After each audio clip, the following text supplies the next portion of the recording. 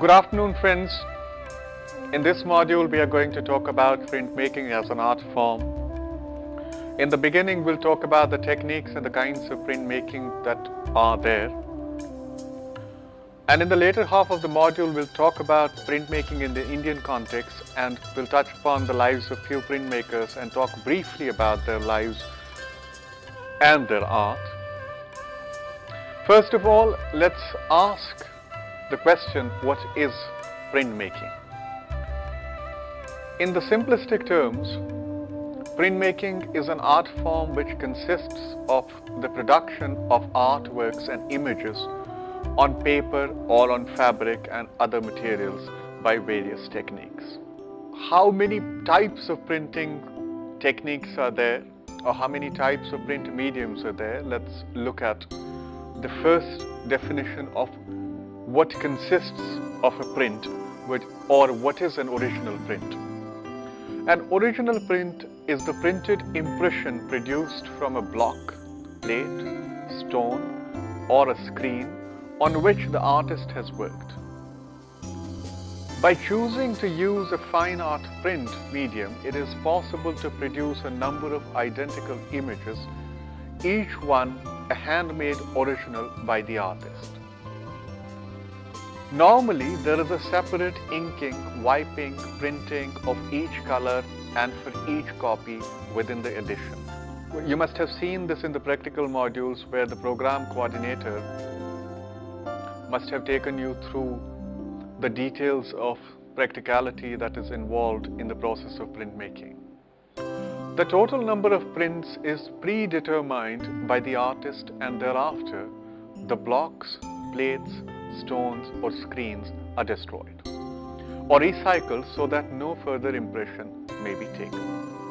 Only in modern times have editions been limited to make them more desirable as an investment. So a market role also comes into play here. Now the first kind of printing that we are going to talk about is relief printing. So what is a relief print? Or what does relief printing mean? A relief print is any print in which an image is printed from the raised portion of a carved, etched or cast block. A simple example would be a rubber stamp. The most common relief prints are woodcuts. The next form of printing is called Chinese stone rubbings and woodcuts. It is said that printmaking originated in China after paper was invented around 105 AD. That's 105 AD. Relief printing appeared in Europe in the 15th century when the process of paper making was imported from the East. Stone rubbing predates any form of woodcut. To enable Chinese scholars to study their scriptures, the classical texts and accompanying holy images were carved into large, flat stone slabs. After lines were cut into the stone, damp paper was pressed and molded on the surface so that the paper was held in the incised lines. Ink was applied and the paper was carefully removed. The resulting image appeared as white lines on a black background. This technique was the foundation of printing. The development of printing continued with the spread of Buddhism from India to China. Images and texts were printed on paper from a single block. This method of combining text and image is called block painting, or this method of combining text and image is called block printing. Now coming to woodcuts. Woodcuts are the oldest method of printmaking. They were first developed in China in 9th century. European examples date from the 14th century. It is called a relief process because the lines and surfaces to which the ink adheres are higher than the parts that are not printed. To create a woodcut, the artist draws a design on a piece of wood sawed lengthwise across the grain. Pine is the wood most commonly used and preferred, although fruit woods such as pear and cherry may also be used. After smoothing the surface, the wood may be hardened by treating it with shellac. This makes it more durable under the pressure of a press and also makes it easier to carve strong, bold images. The artist then paints or draws an image on the surface. The wood between the drawn lines is cut away, leaving only the drawn image standing on the surface. To make the cuts, chisel, gouges or knives may be used. A roller holding a film of soil-based ink is rolled completely over the block. A sheet of paper, ideally an absorbent paper like rice paper, is placed over the block, and the artist may then print the image by hand, rubbing the surface with the bowl of a spoon or with another burnishing instrument. The block and paper may be run through a press. Under the pressure of the press, the image is transferred to paper. The impression is pulled by carefully lifting a corner of the paper and peeling it off the block. Separate blocks are used for color woodcuts, one block for each color. In the Middle Ages, woodcuts were used to print patterns on textiles. Beginning in the 1400s, artists made woodcuts to portray religious subjects, to decorate and illustrate books, and to make playing cards in the 1400s and early 1500s. In the early 15th and 16th century, the German artist Albert Dürer brought the art of woodcuts to draw a new level with his expert artistic and technical skills.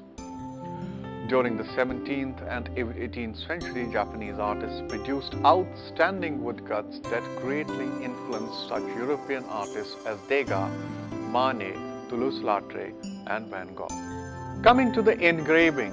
Engraving is a form of intaglio printing, from Italian meaning to carve or to cut, in which the lines that print are incised into the surface of the print form.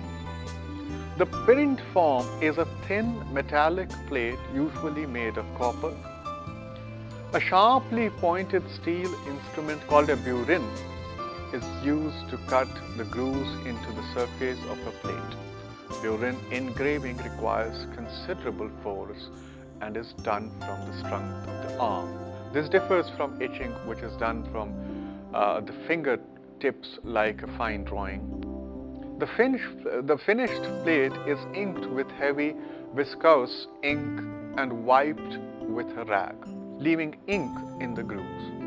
Slightly moistened paper is applied to the inked plate. Plate and paper are run through a printing process which can apply sufficient pressure to force the paper to pick up the ink in grooves. The resulting printed lines are sharply defined and slightly raised.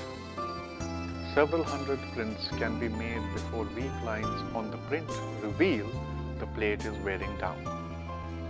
Most early engravings were book illustrations and religious images intended for popular use. Today these are sought after by museums and collectors, and engraving is used for producing currency and certificates. The next in our line is lithography printing, a process or a method of printmaking based on the chemical repellence of oil and water. It's a process of printing from a smooth plate. The printing and non-printing surfaces are all the same level, as opposed to intaglio or relief process, in which the design is cut into the printmaking block. Designs are drawn or painted on a level, porous surface with a greasy material such as conte, crayon, grease pencil, or a greasy substance called touche. The most commonly used surfaces are limestone or plates made of metal or plastic. After the image is drawn, the stone is dampened and ink is applied with a roller. The greasy image repels the water and holds the oily ink, while the rest of the surface does the opposite. The stone is chemically treated after the image is created in order to enhance the effect. The artist then places a sheet of paper on the printing surface and runs the paper and the stone or plate through a printing process under heavy pressure. The pressure transfers the linked design onto the paper. To make additional impressions, the artist redampens and re-inks the surface. It is interesting to note that because of the equipment used and the knowledge and skill required for the printing process, lithography lends itself to a collaboration between artist and printer. Also, pulling a large print requires two people. Lithography was the first fundamentally new printing technology since the invention of relief printing in 15th century. Also, Alois Senefelder invented it in Germany in 1798. He was a comedic playwright looking for a way to publish multiple copies of his work. Realizing the commercial possibilities of this technique, Senefelder patented it a year later in Munich. Within 20 years, lithography appeared in England and the United States of America. Although lithography enjoyed early commercial success as a leading method of printing books, magazines, and newspapers, it took a while longer to be accepted as a legitimate art form.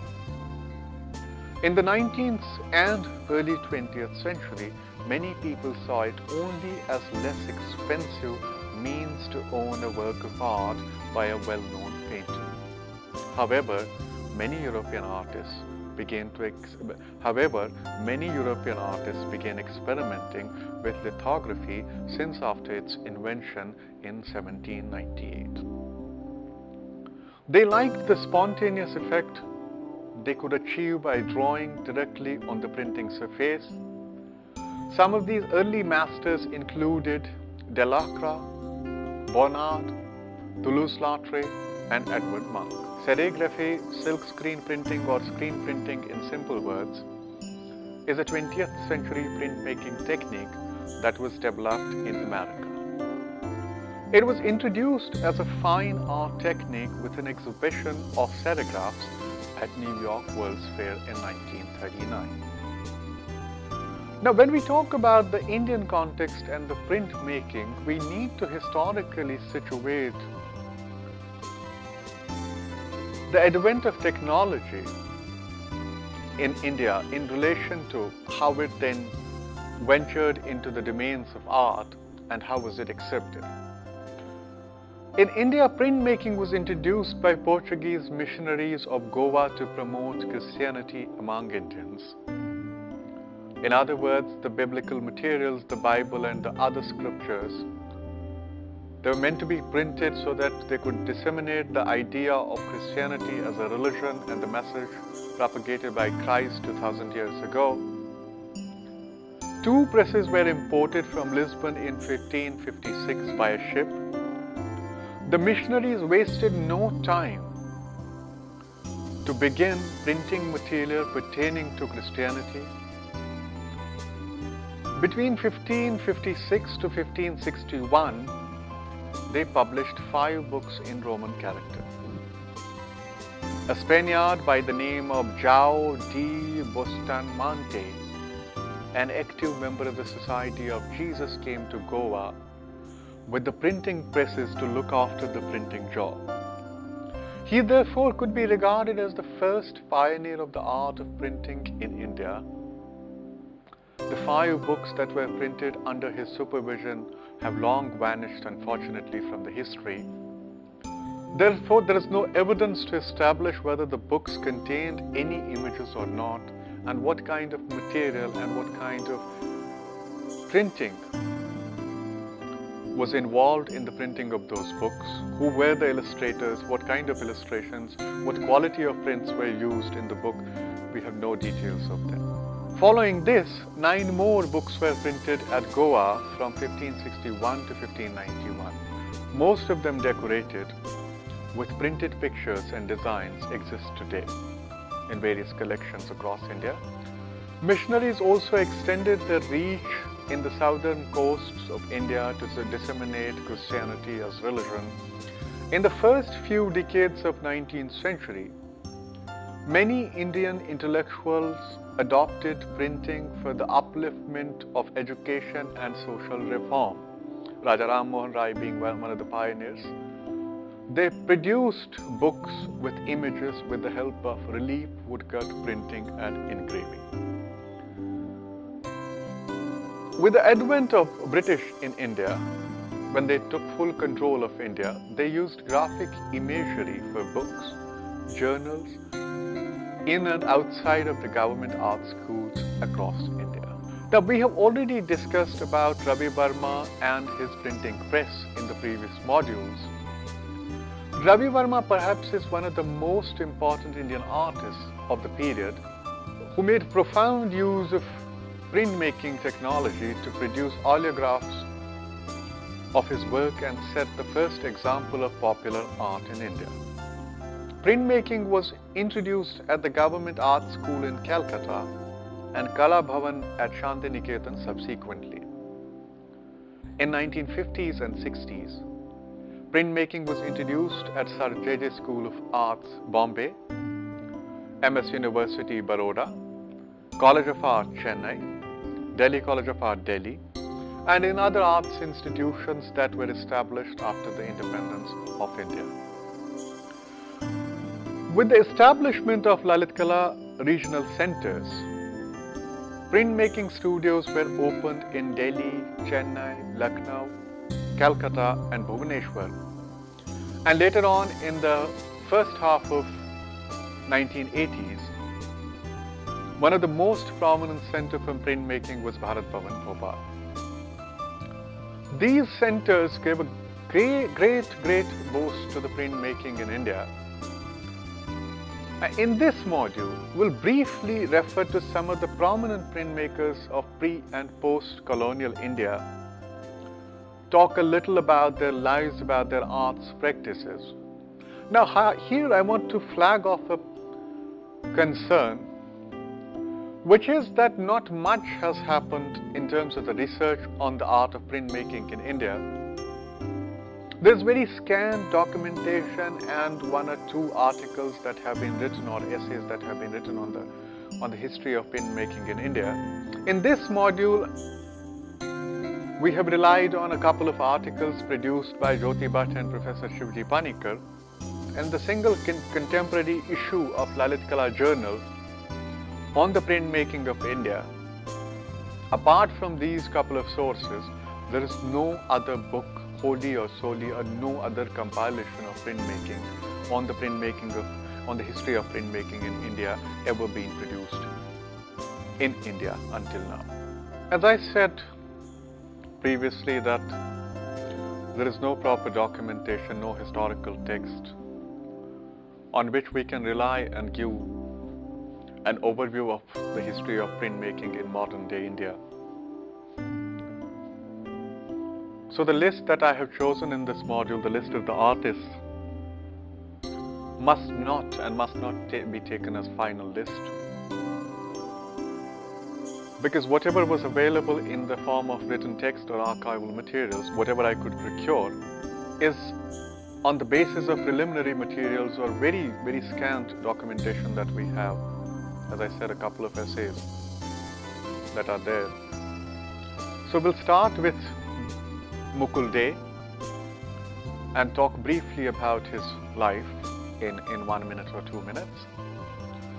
And afterwards we'll talk about other printmakers, as I said, who did their work or who were active before and after the independence of India. So Mukul De is famous for his etchings. He studied the technique in America. He worked as principal of Government Art College in Kolkata, where he produced landscapes portraits, mythological subjects, and legends in the idealized naturalistic style. Now, since these colleges were established with a proper motive of propagating European academic realism, the people who taught in these colleges, or people who were taught in these colleges, more or less in the beginning of their careers, they worked in European academic or naturalistic style. He continued in traditional style, and his draftsmanship remained conventional and limited in terms of his artistic content, as you can see in a couple of works on your screen. The next artist in our list is Binod Bihari Mukherjee. His etchings and woodcuts establish his understanding of abstract and structural values, which he derived from various artistic traditions. Now, we talked at length about how artists were falling back on the traditional art and folk art of India and were trying to derive subject matters out of them. He remained active as a printmaker between 1935 to 1950 and created some prints depicting nature and ordinary life. His use of black and white, as you can see on your screens, an interplay of textures and emotionality makes his work stand out and establishes him as one of the leading printmakers of pre-colonial India. We had talked about Ram Kinkar Baj as a sculptor. He did, and we talked about him as a painter and how he was transferred from the painting department when Nandalal Bose identified his talent, sculptural talent. The most important sculptor of pre-independent India, as I mentioned, Ram Kinkar Baj, experimented with woodcuts, engravings, lithographs, dry point, and etchings. He depicted landscapes and rural life in his prints, as was his theme in his sculpture as well. Heran Das, he is the first Indian artist who adopted printmaking as an artistic pursuit. Printmaking, as we discussed in the techniques of the printmaking, was very late adopted in the domain of arts and was considered a medium through which an artist could experiment or through which an artist could express his imagination. He looked after the graphic department at the Government College of Art, Calcutta from 1948 to 1980 and produced students like Somnath Hor, Sanatkar, Lalu Shah, Amitabh Banerjee and Shyamalal Datta Roy. Conventional in his themes and techniques, he depicted pastoral landscapes and ordinary life in meticulous details. Saifuddin Ahmed, another printmaker, received his education at the Government College of Art, Calcutta in the early 1940s and started teaching in the same institution in 1942 with Heran Das and Zainul Abidin. His works done in woodcut depict landscapes and everyday life. He left for Dhaka following the partition and established the Dhaka Institute of Art. Chitta Prasad, another leading printmaker, did printmaking between 1946 to 1965. He depicted victims of Bengal famine, which we have talked at length in the previous modules, which appeared in the Communist Party's publications. He always drew political posters. In his woodcuts, you can see folk art, motifs of Bengal and influence of Nandalal Bose palpably very clearly. His woodcuts are of high quality with bold social realism and master draftsmanship with strong contrast of light and shade. Somnath Hor learned printmaking techniques from reading books on printmaking and experimenting on his own. He started his career as a printmaker by depicting strong subjects in relation to Bengal famine. Now here one needs to pause and look at that how could artistic expressions play an instrumental role in recording of the history and offer testimonials to the coming ages of the brutalities that were unleashed on human beings. His early political posters which he made for the Communist Party are a testimony of famine, communal rights, partition of Bengal and of the Debhanga movement. In early 50s, he came in contact with Vinod Bihari Mukherjee and started formally doing lino cuts and wood engravings. Human suffering and pain remained at the heart of his work. He worked in a range of mediums such as dry point, etching, woodcut, and so on. Hoare taught at the Delhi Polytechnic for 10 years between 1958 to 1967. One of the most celebrated artists of the modern India in terms of the printmaking is Krishna Reddy. Reddy took up printmaking in 1955 in Paris. Alongside Motiwala, another printmaker, Reddy is credited for inventing viscosity method of multicolored printing from a single plate. His initial training in sculpture helped him make plates with deep cuts, opening up possibilities for producing varied textures. In his prints, his themes are landscape-based abstraction with immense sensitivity and visual effects. Jyoti Bhatt started his career as a painter and then moved to Italy to study graphic art in 1961 to 1962, and then onwards moved to New York in 1964 to 1966 to study the printmaking. He developed mastery over all mediums of printmaking and shifted from painterly abstract modes to an indigenous craftsmanly style in mid-1960s.